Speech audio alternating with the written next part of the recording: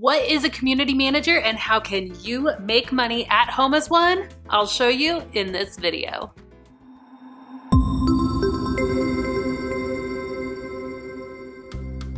If you haven't met me yet, my name is Abby Ashley. I launched my own virtual assistant business in 2015 and was able to sell out my services in just 1 month of starting that business. I've now gone on to grow a community of over 40,000 virtual assistants, and I want to teach you how to work from home. So if that's something you're interested in, make sure that you subscribe to my channel and click the bell to be notified every time I release a new video all about virtual assistants and working from home. I remember when I hit that first 100 members inside of my Facebook group. Wow, I was so incredibly excited. And now we are accepting sometimes 100 new members a day inside of that group. As somebody who owns a massive Facebook group, I can tell you it can be so amazing, and it can also be incredibly overwhelming. There's a lot that happens inside of a Facebook group that you have to attend to, and small business owners, especially those with really large groups, feel this pain all too well. Whether it's accepting new members into a group, finding out who's going to be a good fit, weeding out spam, because unfortunately all groups have spammers try to come into them, whether it's releasing new content, posting, commenting, there's so much that goes into maintaining a good, healthy, active Facebook group. And that's why clients, ding, ding, ding, people who have Facebook groups need community managers to help them manage that community. Some of you who have been in the online space for a good amount of time may remember the Facebook group apocalypse. All of a sudden, there were these huge Facebook groups. All these influencers had Facebook groups, and then they just started disappearing. Literally, I can think of 20 groups that just shut their doors and said, we're just deleting, we're archiving this group, and we're no longer going to have it anymore. What happened? Let me know in the comments. Were you in one of those groups that shut down? Do you guys all know what I'm talking about? The great apocalypse? Let me know. Just say, yes, Abby, I totally know what you're talking about, or no, I must not have been around when this was happening. I actually talked with a few of the owners of these massive groups, and at the end of the day, they just couldn't justify how much work they were personally having to put into the group. It's a lot of work to maintain a community like that, and there has to be a real solid good purpose to why that group exists that benefits the business owner.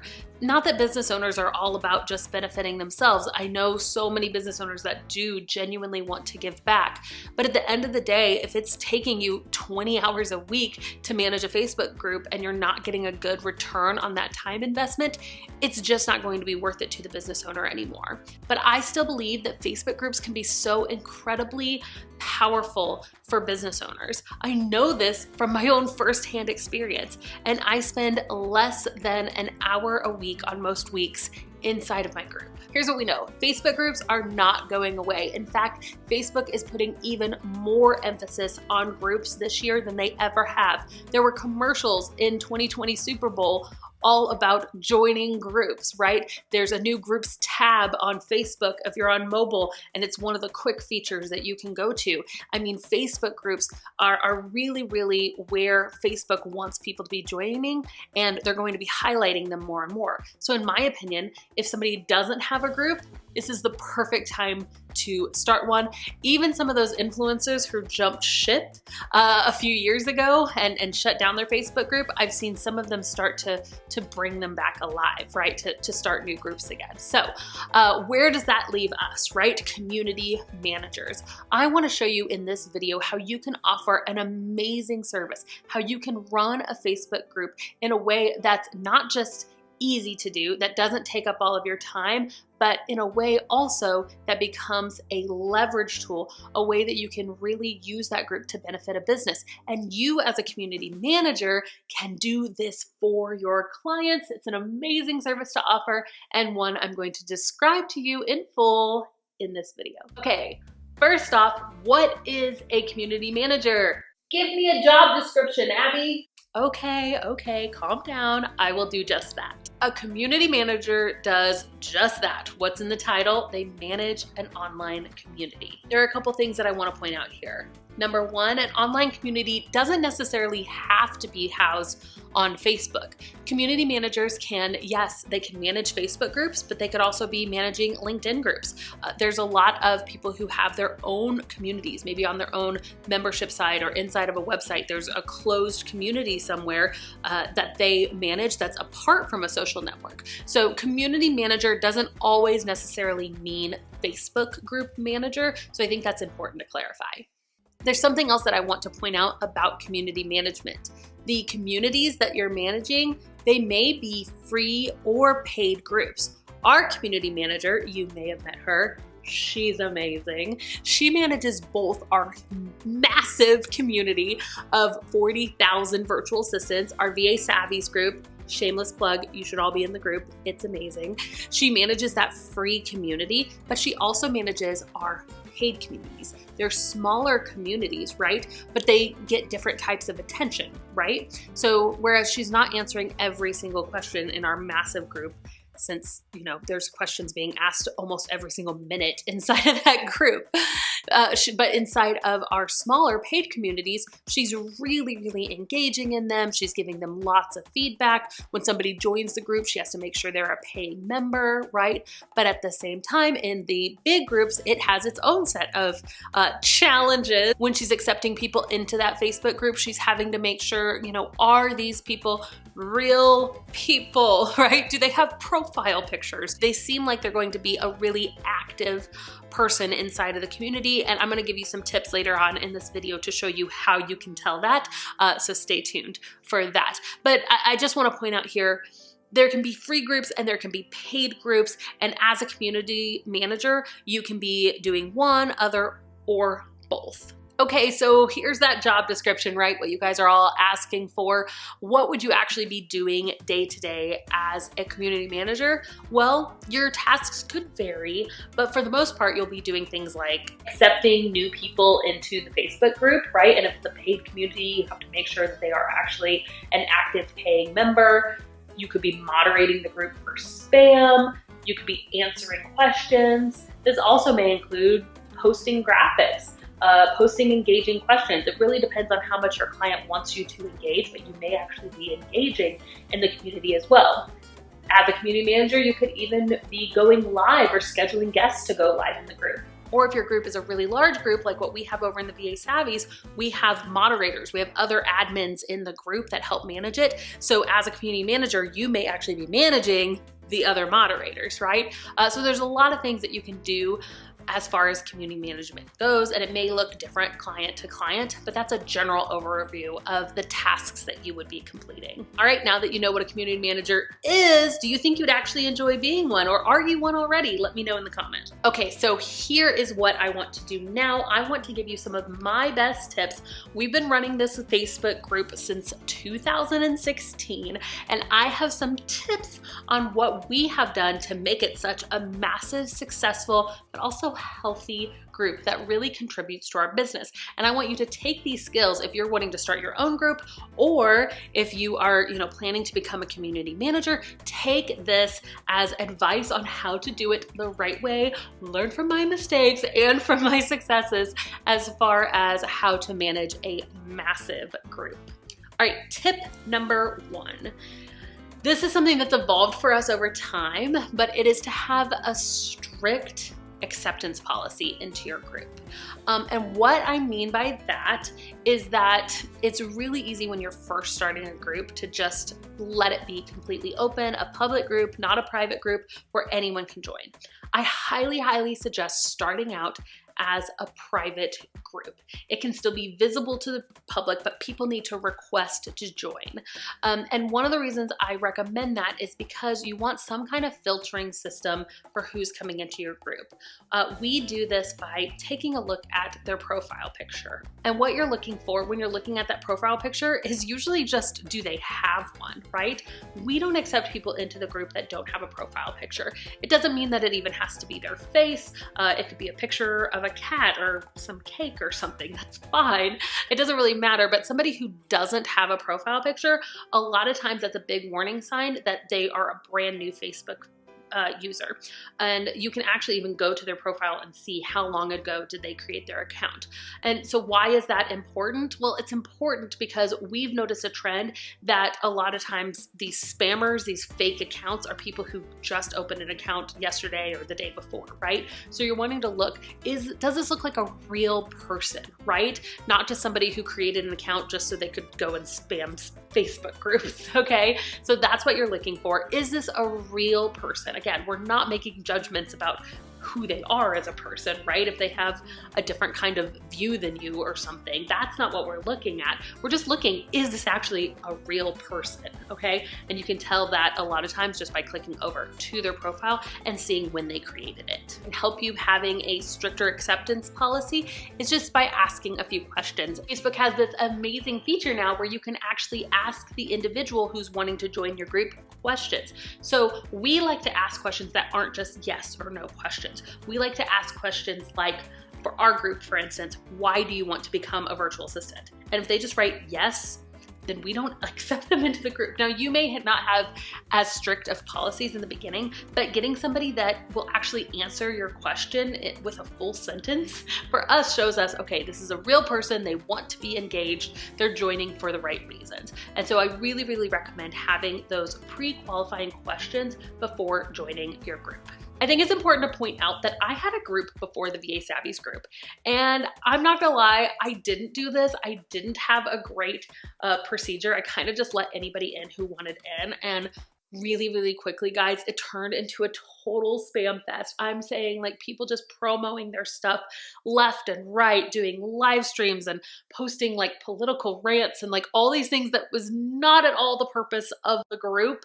And I had to shut that group down. Like, it was such a mess, and it grew to over 1,000 members. And I was like, I can't do this. Like, I can't fix how bad this is. So please, please go about it the right way from the very beginning. Okay, tip number 2 for growing a successful group. If you're just getting started in a group, or maybe your client is just getting started, I really suggest doing some kind of a contest to get people in the group, especially if this individual already has an email list or a following somewhere else. Go ahead and say, hey, anybody who joins my group, once we hit 100 members or 1,000 members, we're going to do a giveaway. It could be as simple as a gift card. It could be, a course or some other product that you or your client have, but doing some kind of an incentive to get people to join the group. Again, I don't recommend just adding people to your group. Oh, it's like one of my pet peeves when people just blindly add people to groups. Don't do that. Nobody likes that.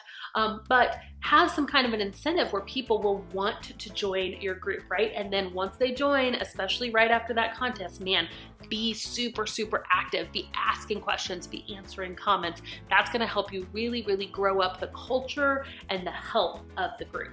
Okay, so have a strict acceptance policy, run a contest if you are needing new group members. And then number 3 is use your group as a list builder. Okay, so this is just kind of a sneaky thing that I've actually been doing in the last year that has been huge, guys. With this one tip, I've added over 12,000 people to my email list just in the past year, okay? So listen up, because I wish I would have done this from day one. Again, learn from my mistakes, right? Okay, so what I've started doing is I've started asking the question, would you like my blank, the freebie that I offer? For me, it's my virtual assistant checklist and starter kit. Would you like my virtual assistant checklist and starter kit? If so, drop your email below and I'll send it to you, okay? So basically, it's a person opting in to join your list, right? There's actually an incredible program that I've purchased called Groupfunnels, and I will link to it below, and I highly, highly suggest it. My friend Arnie created it. He has a massive group himself that's super healthy and contributes to the success of his business, and he's been able to grow his email list through growing his group with this awesome tool. It's called Groupfunnels. It basically automatically, if somebody puts their email in that yes question, will automatically add it to your email list. You can send them welcome sequences, and it all happens hands off. amazing, right? You can also like batch accept people based off of certain filters. It's just a really, really cool tool. Check it out. If you manage a massive Facebook group, it can be a really, really helpful tool. It might not be for people just starting out, but the idea of collecting email from your group is awesome. Likewise, maybe somebody hasn't done that. Go ahead all the time. It's okay for you to post your own or your clients' freebies inside of the group. I try to do this at least once a week, link to something that I offer that's a freebie in exchange for an email. Use that group as a list builder, okay? This is how a group can become an asset instead of a liability. All right, tip number 4, have amazing rules. That might sound really, really lame, okay? And I fully acknowledge that, but have amazing rules. All right, you can go and view our group rules. I'm just gonna like lay them out there for you because I think they're awesome. thevirtualsavvy.com/rules, okay? These are the rules for our Facebook group, and we really strictly adhere to them. There are just things that we straight up do not tolerate. One is promo, and we'll talk about it here in a second, but we do a no promo rule inside of the group. We just don't accept rudeness. One strike, you're out, honestly. Like if somebody's just gonna be a big jerk face, you're not gonna be in our group. And it's a rule, and we really, really strictly adhere to it. It has made people mad, I will tell you that, because people who are mean inside of groups and then you kick them out of groups, they get mad at you. But you know what? That's okay. To do big things in business, you have to develop tough skin. It's one of the life lessons I've learned. So we just don't accept rudeness. Obviously, we are just supportive and respectful at all times. And that's one of the things that we uphold inside of our group. And you can see that reflected in our group rules. All right, tip number 5, I kind of alluded to this in the last tip, but having a no promo rule, I think it deserves its own tip because, guys, this is something that we struggled with. People want to promote their own businesses, and people use Facebook groups a lot for self-promo, which I'm actually a fan of in general, but I'm not a fan of like, here are my services, I have this giant discount, you all should buy it. Going in somebody else's group and just posting about your services and like this special deal that you have, it's basically hijacking the audience that this person worked so hard to create. I don't love it. What I do love is for Facebook groups to be a place for true community to happen. So if somebody comes inside of the group and they are just super helpful and they are really just giving and giving and giving, and somebody ends up hiring them because of that, awesome. That's what we want. That's what we want to happen inside of groups. But so often it's not what people do. They want to just go and like post a flyer that they've created and like, here's this digital flyer, buy my thing, 50% off. Nah, we don't accept that. We have a strict no promo policy. Again, you can look at our rules linked below this video to check out kind of how we administer that. And there's gray lines, and you'll have to work with your client to decide how you're going to navigate those gray lines. But watching for spam, watching for people doing self-promo is one of the things that you'll have to really, really take hold of and embrace as a community manager. Okay, and then my number 6 tip for creating an awesome Facebook group that becomes an asset and not a liability for your business is to enlist the help of ambassadors. We started an ambassador program a little over a year ago inside of our VA Savvy's Facebook group, and oh my gosh, it has been one of the most amazing things. So basically what we do is we have 5 or 6 people, sometimes more, it just kind of depends on what we're doing at that moment. But we have at least 5 people that come in and they say, hey, I want to volunteer my time to help moderate this group because I love it and I believe in it. And you'll see a lot of massive groups do this. So as a community manager, it doesn't mean that you personally have to be responding to every single post. As a community manager, it could mean that you have a few people that come in and they help you do your job, okay?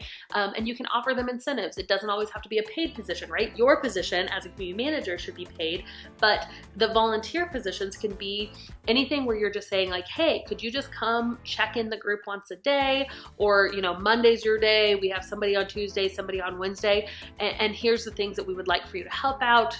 with, you know, just be watching out, helping us enforce the rules. And then we at the Virtual Savvy, we give those ambassadors different incentives. So an incentive could be a free strategy call with us, right? It could be a t-shirt or a gift card, or, you know, helping them one-on-one with their business. For ours, our ambassadors end up on this preferred list of virtual assistants that we send out to people whenever they're looking for jobs. And so there's a lot of benefits for somebody being an ambassador. And you'd think, oh my goodness, why would people want to do that? But honestly, like, our ambassadors love it and they embrace it and they love giving back. They love helping out with this community. A lot of them have been in it since day one and they love just helping it grow.